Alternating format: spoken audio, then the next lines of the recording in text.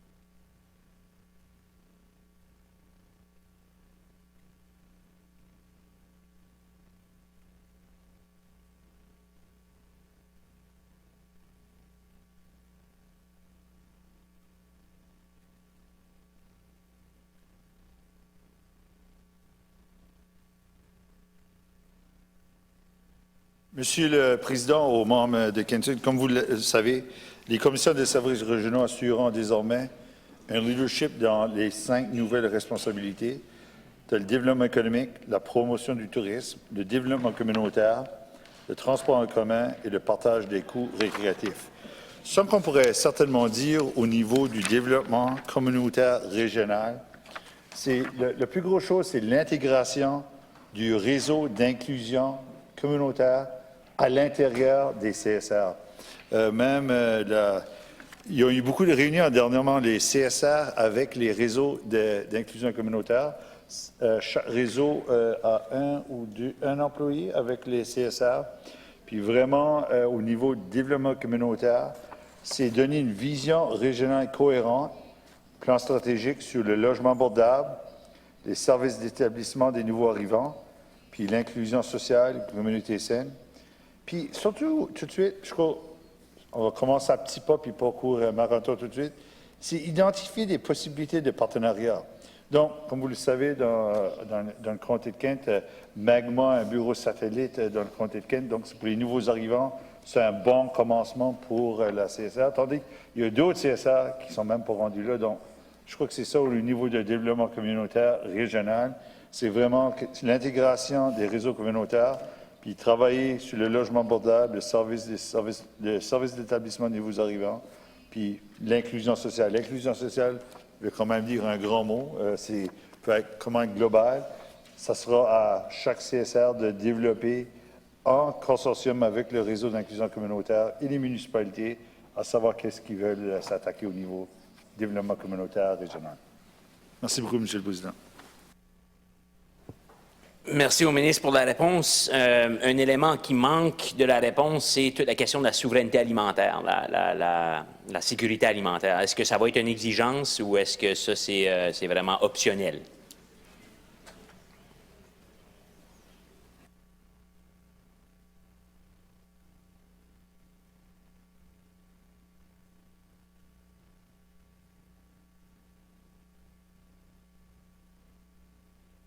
Monsieur le Président, aux membres de Kent-Nord, comme vous le savez, dans l'article-là, au niveau, c'est certainement, comme on dirait, un des dossiers volontaires ou prioritaires chez de la CSR du comté de Kent. Est-ce que c'est prioritaire dans toutes les autres communautés? Ça, on ne sait pas encore. Les nouvelles CSR prennent effet, commencent le travail le 1er janvier. Donc, tout de suite, c'est à savoir, est-ce que c'est quoi les priorités? Moi, je suis convaincu lorsque la CSR du comté de Kent va miser sur l'alimentaire, l'agroalimentaire comme une priorité. Je suis convaincu qu'il va y avoir des meilleures pratiques, puis ça sera partagé avec les autres CSR.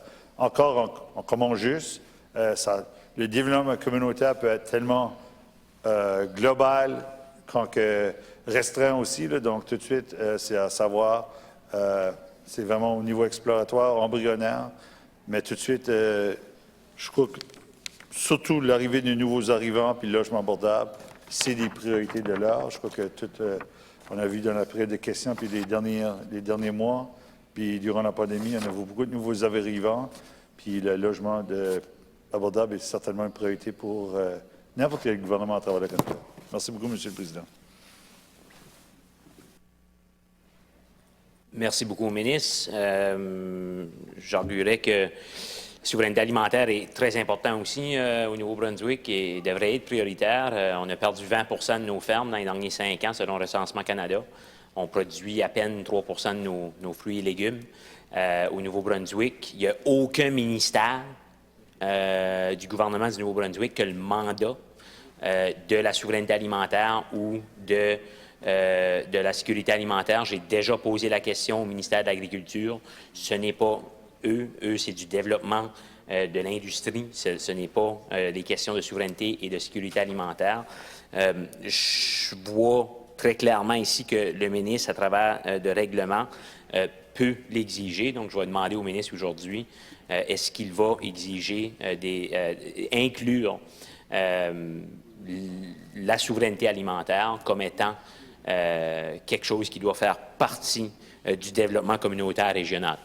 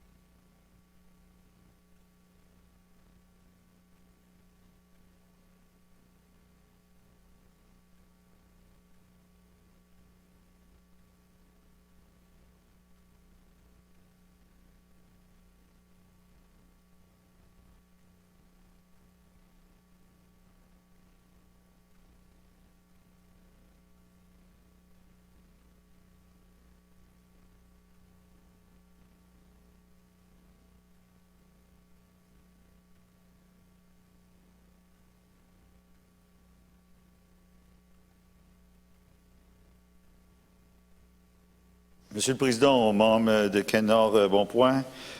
Sécurité alimentaire, tout de suite, on le fait au niveau des réseaux d'inclusion communautaire. On fait la promotion à travers les écoles de la sécurité alimentaire, ça c'est une chose. Puis je suis certainement conscient aussi que ma collègue, la ministre de l'Agriculture, parle tout le temps de, comme tu viens juste de le dire, qu'on produit seulement 3 de ce qu'on mange. L'objectif du ministère, c'est certainement amener ça à 10 tout de suite. Donc, ça, c'est quand même des initiatives qui existent déjà au Nouveau-Brunswick. Donc, certainement, sur ta question spécifique, on peut certainement, on va le faire, le ministère, c'est un bon point que vous avez soulevé, on va l'amener au CSR. Puis si qu'on peut avoir, à plus long terme, si qu'on peut avoir, comme on pourrait dire, un peu plus de push, on peut certainement revenir ici pour élargir le mandat, puis même faire un projet de loi pour le mettre dans la loi. Ça, c'est certainement quelque chose, si que la demande du milieu associatif, nos municipalités et les CSR veulent demander, je crois que c'est tellement approprié de revenir puis faire un projet de loi. Merci beaucoup, M. le Président. Merci beaucoup. Ça semblait être par règlement, par contre, là, de ce que je peux comprendre, là, que la forme et le contenu de la stratégie régionale sont établis conformément au règlement.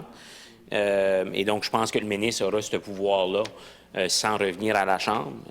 C'est sûr que j'aimerais le voir d'inclus aujourd'hui dans les 3.2.1, mais ce n'est pas là. Et donc, je vais m'en remettre au ministre de considérer ça très sérieusement et d'ajouter ça au règlement parce que la sécurité alimentaire, la souveraineté alimentaire avec l'affaiblissement des chaînes d'approvisionnement est un énorme défi, autant que la manque de main-d'œuvre, que l'immigration, l'intégration, et autant que le logement abordable à ce point-ci.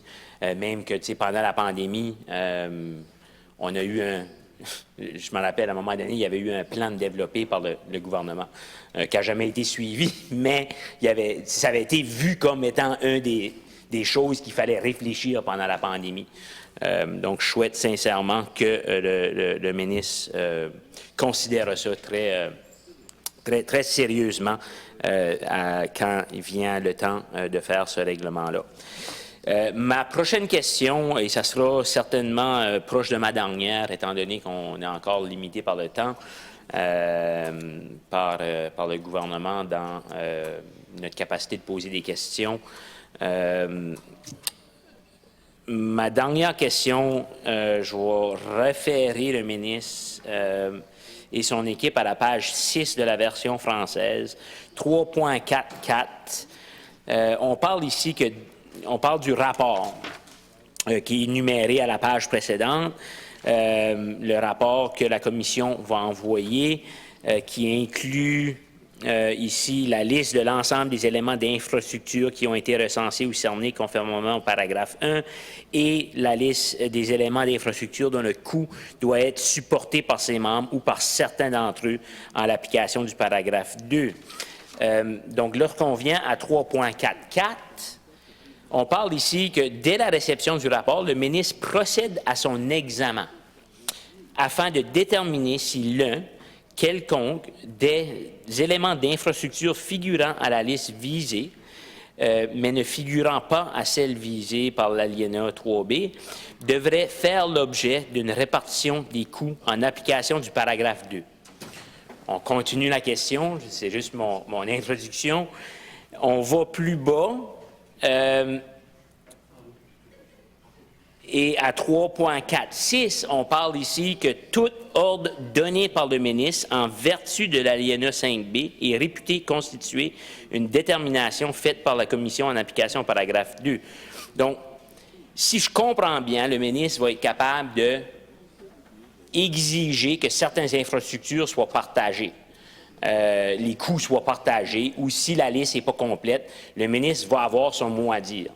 Ça, c'est si je comprends bien.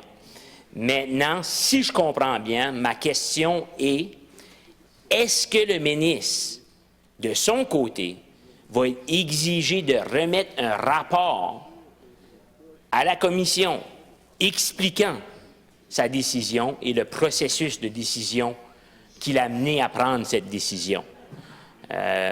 Pour, d'une part, bien que les élus municipaux comprennent, d'autre part, pour définitivement tenter d'enlever tout doute d'ingérence politique ou de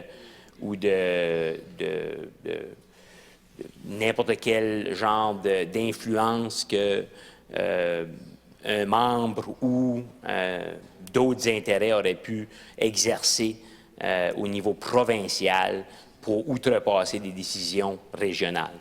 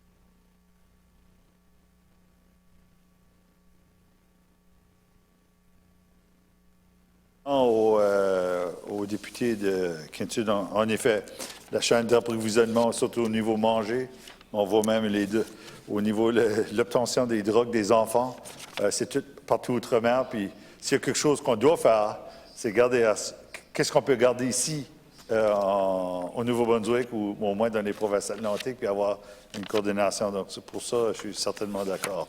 Au niveau des infrastructures, en effet, le 3.4.6 donne au ministre l'opportunité de faire une décision lorsqu'il y a une impasse. En effet, vous l'aviez bien remarqué. Puis oui, en effet, le ministre doit rendre sa décision dans une lettre pour expliquer le pourquoi. Donc, la lettre doit être faite. Jusqu'à date, il y a on va dire 3 régions qui ont eu des petites impasses. À Saint-Jean, ils vont continuer longtemps, qui ont jusqu'en 2025. Il y a eu certaines impasses dans la région du nord-ouest et du sud-est. Je les ai demandé de nouveau de revenir à table en 2023, puis là, me revenir. Donc, encore, c'est des dossiers épineux lorsqu'on s'en vient avec des budgets puis des partages des infrastructures. C'est normal, mais moi, je suis convaincu que ce qu'on peut trouver le consensus, c'est ça qui est l'objectif primaire. Ça ne sera pas le 3.4.6 sera utilisé de manière courante. C'est vraiment une exception, mais ça donne au moins au ministre de faire la continuation des services-là. Merci beaucoup, M. le Président. Merci au ministre, à son équipe, à travers du président, à projet de loi technique, questions techniques. Des fois, c'est dur à tout suivre, mais on essaie de mieux comprendre, en espérant qu'avec la dernière réponse que le ministre nous a donnée, qu'on sera plutôt dans la lettre qu'on explique, qu'on donnera plus d'informations et non moins d'informations. Je sais que plus d'informations a plus de chances de faire mal à un gouvernement, mais je pense que c'est quand même mieux pour mieux comprendre les décisions, puis de faire diminuer le cynisme des citoyens qui ensuite subissent, eux, ces décisions-là. Et donc, c'est toujours dans une optique d'améliorer le processus démocratique On parle souvent, et j'ai entendu le ministre dire souvent, j'ai entendu dire dans cette Chambre, souvent par d'autres membres, que la politique municipale, régionale est la politique la plus près du peuple. Dans mon rêve pour la suite, ça serait de encore donner plus de ce pouvoir-là au peuple, d'assurer, le ministre le sait très bien, dans ma façon de penser, de voir la politique municipale, de donner encore plus de pouvoir par des forums, même allant jusqu'à la démocratie directe dans des municipalités qui choisiraient de le faire. Et donc, je souhaite sincèrement que ce n'est qu'un début et qu'on est encore très loin de la fin. Merci. Thank you. Any further questions? Minister, do you have any closing remarks? Mr. Chair, just like to thank again our Deputy Minister, Ryan Donaghy, Assistant Deputy Minister, Jennifer Wilkins, Director of Policy and Local Governance Reform, Joanne Higgins, and Nathalie Dubois, Director of Internal Alignment. As the MLA from Kent South and Kent North have clearly indicated that Local Governance Reform has a great team, the department has great people working there. Et en effet, au député de Kent Nord, est-ce qu'on peut ramener la démocratie encore plus proche des gens? Ça va tout le temps être un gain pour tout le monde. Ça prend du temps pour changer des choses comme ceci. On le voit à tous les jours dans nos institutions démocratiques puis nos institutions gouvernementales. Ça prend du temps à faire du changement, mais à la fin de la journée, je l'ai vécu au niveau municipal, surtout à la ville de Dieppe avec un budget participatif, puis ça mène une différente quand même connotation, puis les gens sont fiers de leurs décisions. Et aux députés de Kent Sud, merci pour les questions, puis c'est toujours intéressant de parler du Grand Bouctouche aussi. Donc, merci beaucoup, Monsieur le Président. Thank you very much, Minister. Just ask the staff to step outside and we'll do our vote.